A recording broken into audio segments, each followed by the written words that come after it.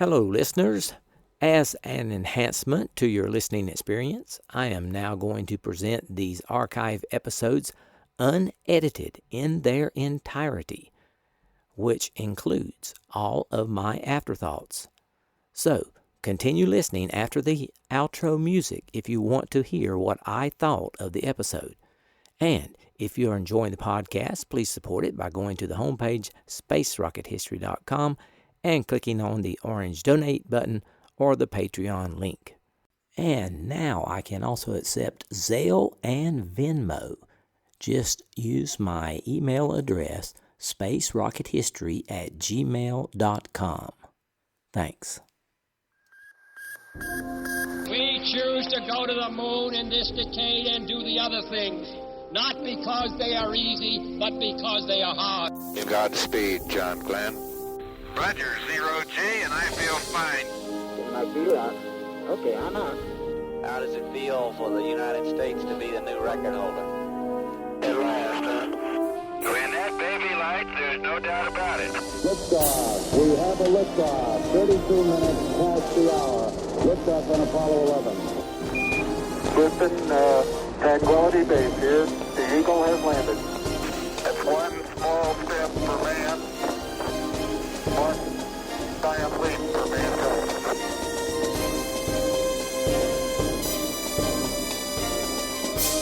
Hello and welcome. This is Michael Annis, and you're listening to episode 248 of the Space Rocket History Podcast. And now, Apollo 12, Moonwalk 1, Part 2, ALSEP. Continuing from the previous episode, Pete Conrad had been walking on the moon for over half an hour, and Alan Bean had just climbed down the ladder and began his walk. According to the checklist, Bean was allowed 5 minutes to gain his balance and learn to walk. Bean was amazed at his new buoyancy, saying, "You can jump up in the air." But Conrad wanted to press on, saying, "Hustle, boy, hustle. We've got a lot of work to do." Conrad had one rule: stay on the timeline. It was true that in their 2 moonwalks, the 2 men would spend more than 7 hours outside, about 3 times the amount Armstrong and Aldrin had. But all of that time was packed with objectives, and Conrad did not want to fall behind. Hey, Al, can you find the Earth? Where is the Earth? Oh, there it is. I see it. Hello there, Earth. Where is it? Just look at the S-band antenna and look up that way. It's right up there. That's the best, isn't it? Okay, now, where did we all agree was the best place to deploy this S-band out the right here, huh? Yeah, a little bit further out. Right out in here's a good spot. Hey, I don't want to get too far away from the cable. What's the matter with right here? That's a good place. Okay. Point to Earth. That's what it says. Okay. I'm glad you didn't land back about 50 feet. That's what I'm saying, buddy. Hey, you can see some little shiny glass in these rocks. Yeah, I reported that. Now, you can also see some pure glass if you look around. You can jump up in the air. Hustle, boy, hustle. We got a lot of work to do. I've got to do my fan for 5 minutes here. Conrad continued setting up an umbrella-shaped S-band antenna to improve communications with Earth. Then he called out to Bean, "How about doing some useful work, like getting that TV camera going?" "Okay," Bean answered brightly. "Let's get that TV out and show everybody." Now, Sam doing some useful work like getting that TV camera going. Okay, good idea. But that didn't go as planned. While Bean was carrying the TV camera on its tripod away from the lunar module, he accidentally pointed it too close to the sun for a few long seconds. By the time Bean realized the mistake, it was too late. The moonscape on television in Houston and across the world had changed into a jumble of black and white shapes. Nothing being tried, not even rapping on the camera with his geology hammer, seemed to help. History's second moonwalk and Apollo 12's first had become a radio show. Okay, you know, that TV's almost off. You know, it's significantly easier just to do anything here. Like this arm motion is so simple because you're not fighting the rest of your weight like we are there 1G. Let me get that TV out and show everybody. Okay, Houston, I'm going to move the TV camera now. Roger, Al. Hey, it's real nice moving around up here. You don't seem to get tired. You really hop like a bunny. Where is Earth? There it is. There's the TV. And city. Pointing towards the sun, that's there. Deploy this 20 feet at 10, but because of the sun being where it is, we're going to have to deploy a little bit more towards the 2 o'clock position. I think that'll be okay, though. That'll give you a good shot right in here. Let's see if I can keep the sun from getting in the camera at all. Al, we have a pretty bright image on that TV. Could you either move it or stop it down? Okay, I'm going to have to stop it down.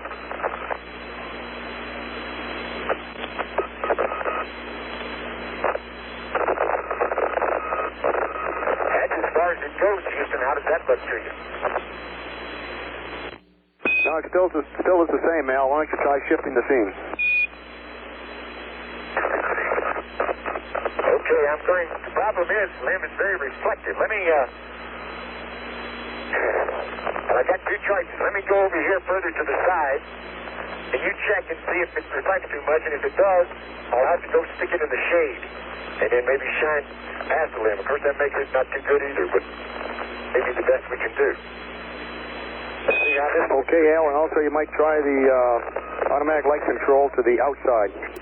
How does that look, Houston? Still looks the same, Al. We have a very bright image at the top and blacked out at the about for 80% of the bottom. Well, I tell you what, let me do, Houston. Let me move it around here back so the back is to the sun, and maybe that'll help. Maybe that's the way we're going to have to do it. Okay, Al, go ahead. Okay, once we learn the trick, I think we can do it each time. So that may do it. That may do it right there, Houston. Al, we haven't seen any change at all. Why don't you go ahead and take and put your glove in front of the lens, but not over it, to see whether we can get any change at all. What do you see now? Still the same, Al. We've got a very bright part, about 20% of the top, and black on the bottom. Got any suggestions? Stand by, Al. Pointing it in a non-bright area. Let me point it. Got pointed away from the sun here. Maybe ground trouble. I hope it is. All the connections look good. Al, why don't you take a good close look at that lens and make sure it's in the right configuration.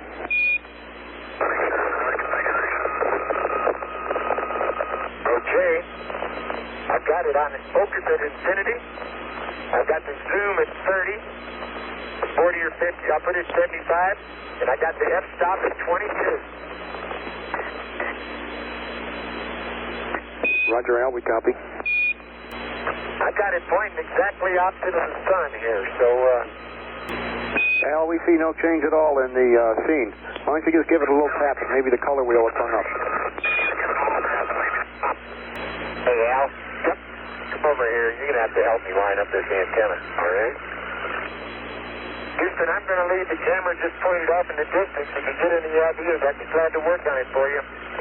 Roger, I'll try and point it off where you don't get any reflectance into it, and we'll be thinking about it here on the ground. The plug that runs right into the back of the TV is sort of a white plastic material, and it looks like it's cracked and maybe been melted a little bit. Doesn't look typical of that sort of connector. Seeing around. Even though this mission had turned into a radio show now, they still had Pete Conrad. So who really needed television? When Pete wasn't talking to Bean, he was talking to himself, or he was humming or laughing, In the midst of some task, he would suddenly cackle, and no one knew why. Except the backup crew, Dave Scott and Jim Irwin, who had arranged for a few additions to the Cuff checklist. They had adorned the pages with cartoons of Conrad and Bean as Snoopy astronauts, just like the comic strip Beagle's spacefaring persona.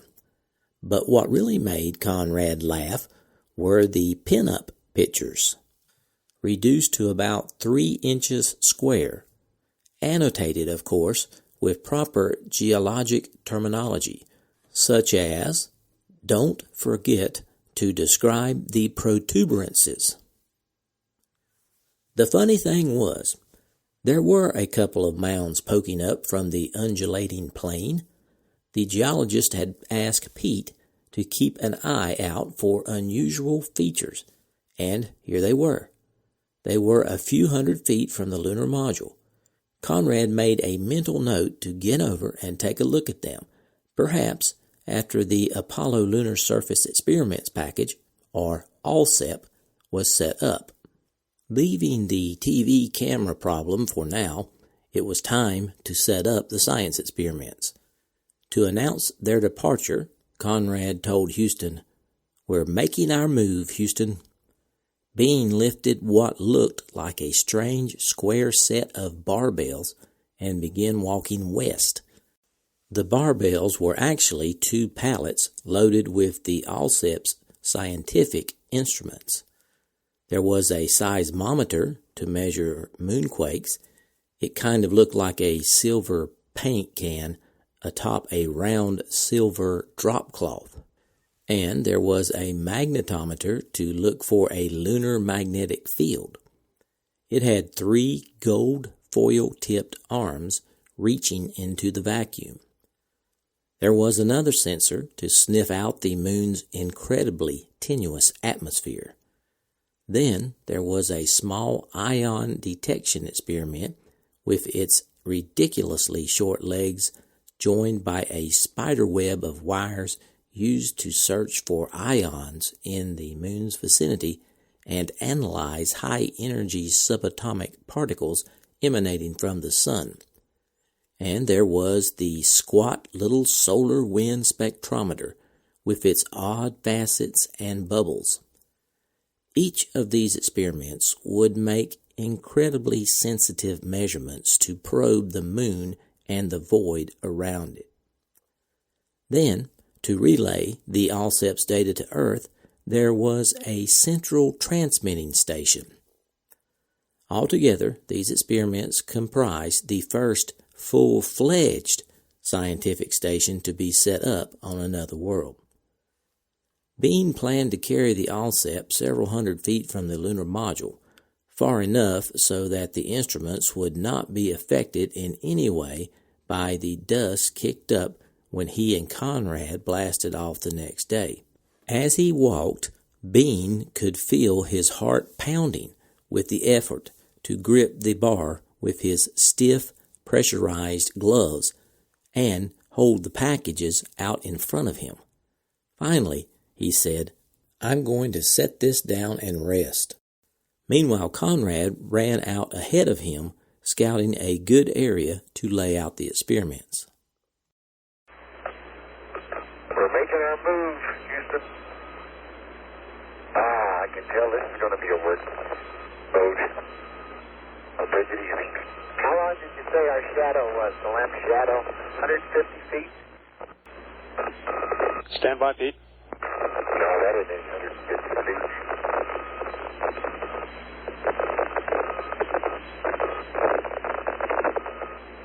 Take your time, Al. I'll just go on out. That's what I'm saying. What's the hurry? We got a date.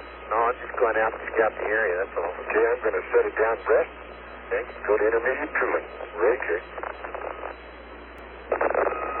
You know, they ought to build this equipment for lunar operations some other color besides white. I'm going to go right up to the head crater, I guess. Well, if you're going to do anything, okay, let me move it some more. Okay, directions you want me to go? Well, it looks to me like either the direction you're headed is good or the one a little bit more to the right. You're gonna have to go far enough so we don't end up in one of the craters when we first self-deploy. Okay. Yeah. But I want to go 10 degrees off our takeoff angle, and I think I'm headed out about that way now. Okay.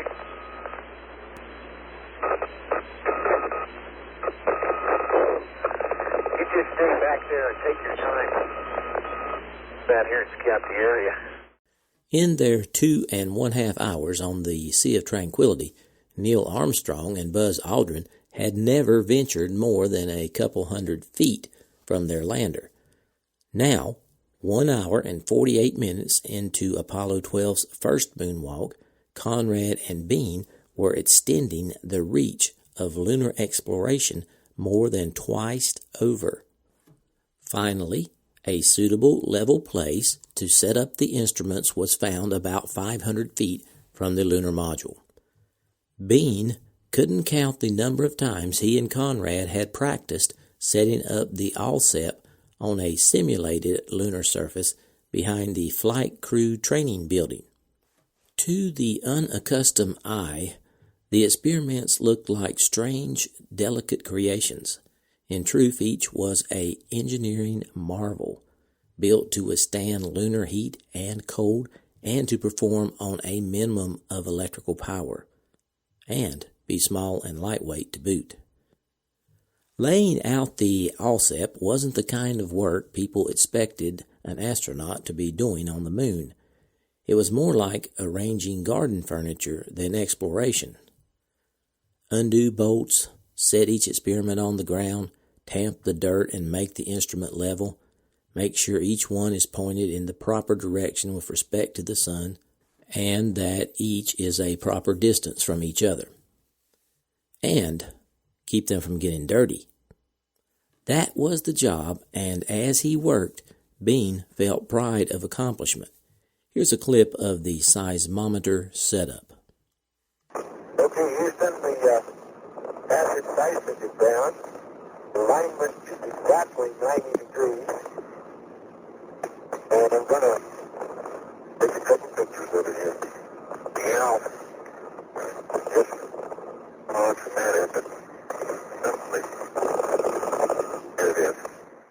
Meanwhile, Conrad was a few yards away working on the central station. His white suit glowed in the sunlight, except from the knees down, where it looked as if it had been dragged through a coal bin. Here's a noisy clip of the central station setup. You got it, babe. I don't either. I don't know what's the matter. Want me to hold on this part while you get to the base and push that center down, all right? Oops, you got it. That's beautiful. It's alive. It sure wants to come up, doesn't it? That's beautiful.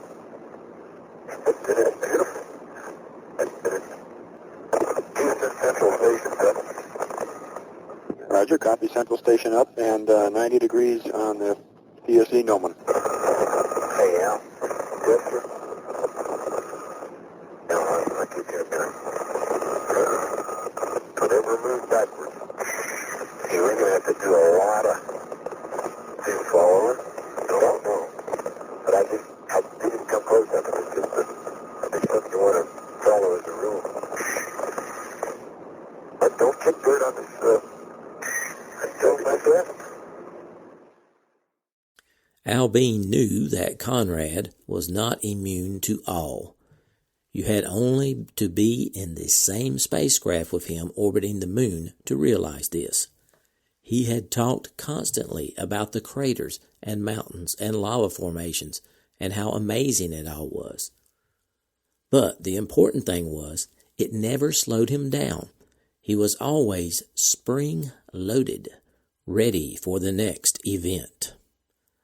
Around him, the ocean of storms stretched in all directions, an undulating plain that rose and fell with craters of every size. Surprisingly, if Bean didn't think about it, the moon didn't really seem like an otherworldly place. But if he looked high into the black sky, he saw the earth, and the sight of it was enough to bring home the electrifying realization of where he was. And he told himself, "You don't have time now. You can think about this after the flight." But just now, things were going well. So, Bean began to deploy the magnetometer. Magnetometer. Central station, we're not going to panel over mine. I have 2.0. I'm down in a little crater now, Houston. And sure enough, right in the bottom of the craters, there is a lot softer dust than up on the rim. Not much, but it's noticeable. I don't think the sides are slippery at all. I think it's going to bother us going over to get our survey. Roger, Al, we copy. Are you on your way out with the LSM? That's right, got it right in hand. I'm out at the end of the line, and deploying the legs right now. The LSM is the Lunar Surface Magnetometer, which will measure the moon's magnetic field.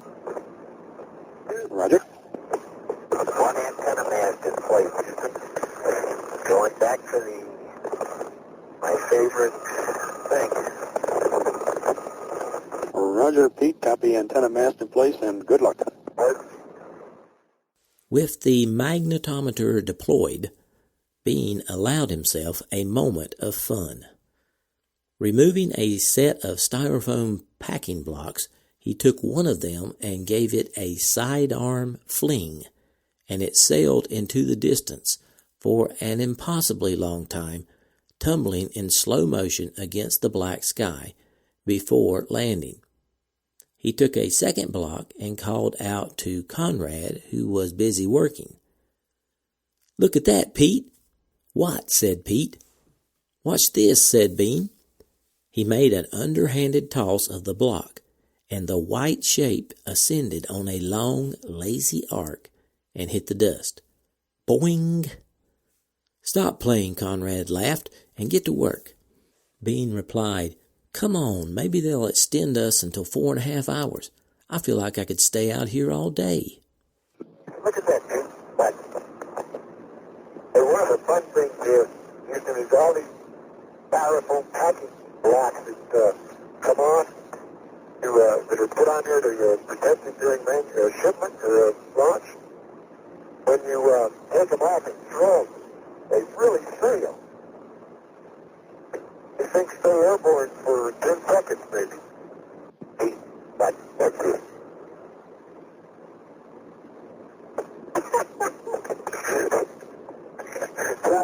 Hey, I just threw something. It hadn't hit the ground yet. It must have gone up 300 feet. Fine. Stop playing and get to work. Well, maybe I'll extend this for 4.5 hours up till I can stay out here all day. It was true. They could have handled a moonwalk twice as long as the 3.5 hours allotted. And that's what Conrad would say in the debriefing when he was back on Earth. It took Conrad and Bean over an hour to set up the ALSEP. When they were done, it resembled an odd 5-pointed star with the central station in the middle and the experiments radiating from it on bright orange ribbons of cable. They looked just like the ones in training, except for one problem. It was almost impossible to walk past an experiment without spraying dirt on it. In no time, the clean white surfaces were sprinkled with black powder. There wasn't any point in trying to wipe it off. That would only have ground it in. The astronauts were slightly amused at this, and they talked about it as they finished up the ALSEP deployment. Bean said, "I remember how they took care of this white paint. You had to have gloves to touch it, remember?" Conrad laughed. "Yeah, they got kind of a problem here." Boy, I'll tell you. Anna, you dirty. Boy, this is sure carrying that ALSEP. Look at the ALSEP. I know. Ridiculous. I remember how they took care of this white paint. You had to have gloves to touch it. Remember? Yes. I got kind of a problem here. Bean decided there wasn't any point in worrying. Dirty or not, the experiments would just have to work. Finally, the ALSEP was laid out and ready, and Conrad activated the central station. At that moment, in a back room down the hall from Mission Control, scientists gathered excitedly around a set of chart recorders. On the tracing for the seismometer, they saw little squiggles and bumps, not from moonquakes, but from Conrad's and Bean's footfalls as they headed away from the ALSEP.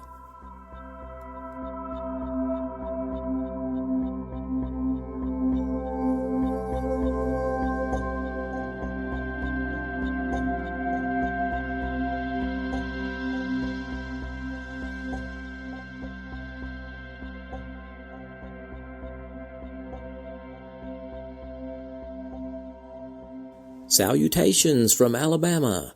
This is Michael Annis, your host, and I wanted to say thanks for listening to episode 248 of the Space Rocket History podcast entitled Apollo 12, Moonwalk 1, Part 2, ALSEP. Hope you enjoyed the episode. It was a pleasure to bring it to you. I want to give a big shout out to all my longtime listeners. Thanks for staying subscribed and extend a warm welcome to my new listeners. I'm glad you're here. In case you haven't noticed, I have added more episodes to the archive podcast. We now have episodes 1 through 54 available on iTunes, Google Play, and all your favorite podcatchers. Just look for Space Rocket History Archive. We'll try to get some more up next month with the goal of trying to catch up with the main RSS feed, so there won't be any gaps in there. Today, we salute my satellite emoji donors. These donors have donated for 4 years in a row, and they receive a satellite emoji next to their name on the donors page. Thank you, satellite donors, for your continued support. I really do enjoy giving out these longevity emojis. Next week, we will continue with Apollo 12's first moonwalk, and I also wanted to remind you to get your Tang ready. I'm talking about the orange powdered drink that you mix with water. Every 50 episodes, we have a little fun celebrating the accomplishment with the Tang ceremony. And if you want to join in with that, make sure you get your Tang.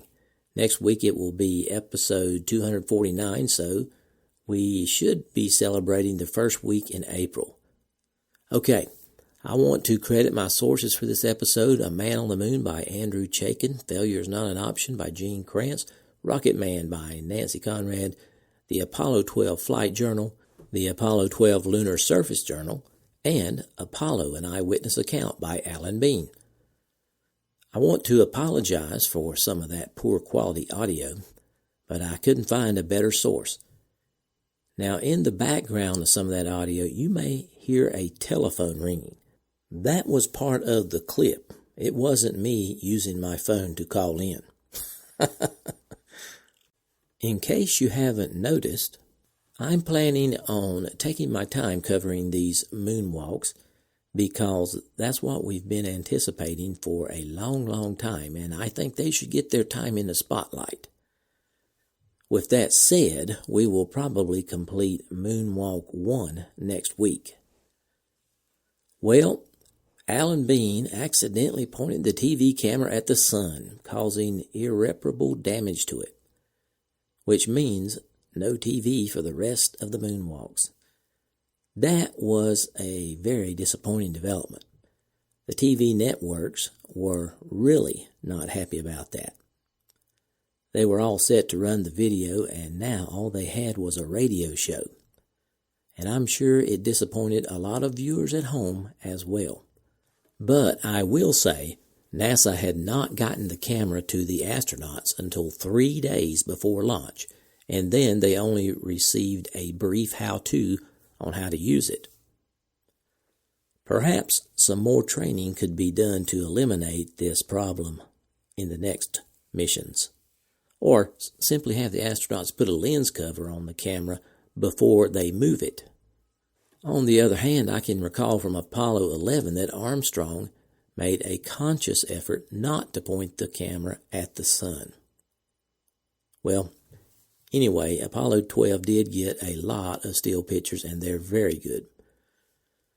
You know, sometimes the most interesting experiments are spur-of-the-moment stuff, such as Al tossing the styrofoam packing material and watching it fly. Just a little fun seeing how things work in 1/6 gravity and almost vacuum. That would have been fun to see on the video as well. I really wish we had a copy of that. Okay, I have posted some pictures and the audio for this episode on my homepage, spacerockethistory.com. Hope you check that out. I was pleased to receive 4 new donations to support the podcast over the past week. Craig R. from Michigan donated at the Orion level and earned his moon emoji. Alexander R. donated at the Apollo level and earned his rocket emoji. Andrew F. from New Zealand donated at the Mercury level. And an anonymous donor pledged on Patreon at the Mercury level. Our Patreon totals now are 162, with a goal of reaching 218 for 2018. And our overall donors have reached 218 with a goal of reaching 418. For those of you who are enjoying the content provided here and have not donated yet in 2018, please consider supporting the podcast if you are financially able. Keep in mind, Space Rocket History is entirely listener-funded, and I depend upon your financial support to keep the podcast going. To support the podcast, it's very easy. Go to the homepage, spacerockethistory.com, click on the orange Donate button or the Patreon link. All donors are rewarded with their name on the donors page at the level they choose to donate. For those of you who have already donated in 2018, I certainly appreciate it. I have an item to give away this week. It is the official Space Rocket History logo vinyl refrigerator magnet. It has the picture of the official SRH logo with the rockets. To select the winner, Mrs. SRH gave every 2018 donor a number. Then she put the range in Google's random number generator and got the number for Jonathan Witten. Jonathan, if you would email me, mike@spacerockethistory.com, and tell me your address, I will mail this out to you. I was pleased to see the podcast received 6 new 5-star ratings on iTunes over the past week. I want to sincerely thank those who gave the podcast the all-important 5-star rating. I appreciate your taking the time to do that. Okay, that's all for this week. Hope to have episode 249 posted by next Thursday. Don't forget to get your tang. So long for now.